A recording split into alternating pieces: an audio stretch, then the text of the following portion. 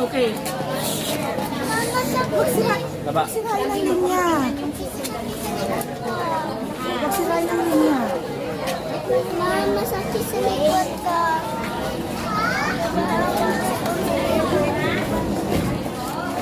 Mas dikit-dikit ha. Batchoy.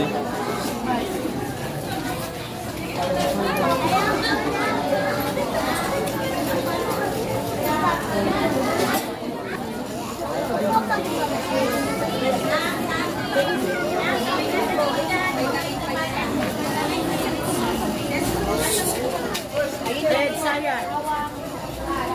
Ayun na. Sunod kayo.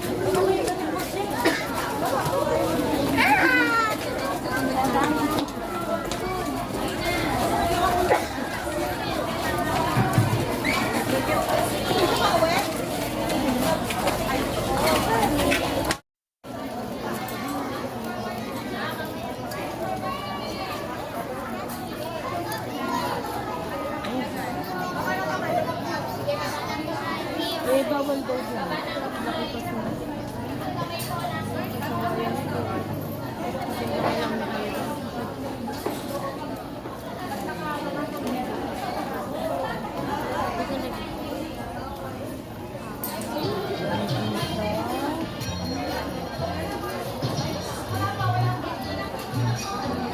Daplay, come here. Dandan. Agang mga bata, maaari ko bang malaman kung bakit kayo naririto?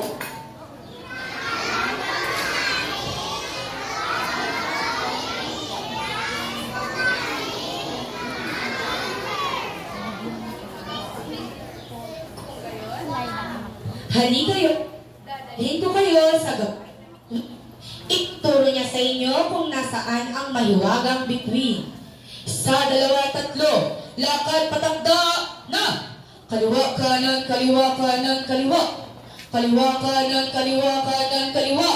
Palutong hinto sa 2. Gabay na bituin. Hinahanap ng mga batang ito ang mahiwagang bituin.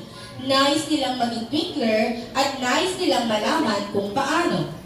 Magaling. Kung gayon mga bata, ito na ang tamang lugar para sa mga twinklers. Pero kailangan sabihin muna ninyo sa akin kung bakit nais ninyo maging mga twinklers. Gusto ko po maging masigla.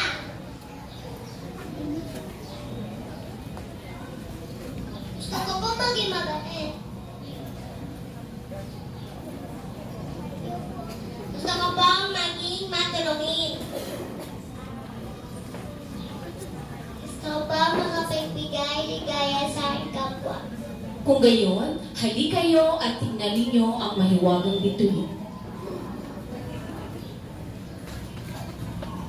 Harap sa kaliwa! Na! Tumayo sa harap na mahiwagang bituin. Kung sino mang kailan sasabihin, tumingin ka sa sarili at iyong makikita. Sasabihin sa'yo'y magiging twinkler ka. Ayon sa mahiwagang bituin, maaari daw kayong maging twinklers. Ang mga twinklers ay maliliit na Girl Scouts sapagkat gumagawa sila ng mabuti at nakapagpapaligaya sila ng kanilang kapwa. Ngayon, nais marinig ng mahiwagang bituin na binibigkas ninyo ang pangako ng isang twinkler.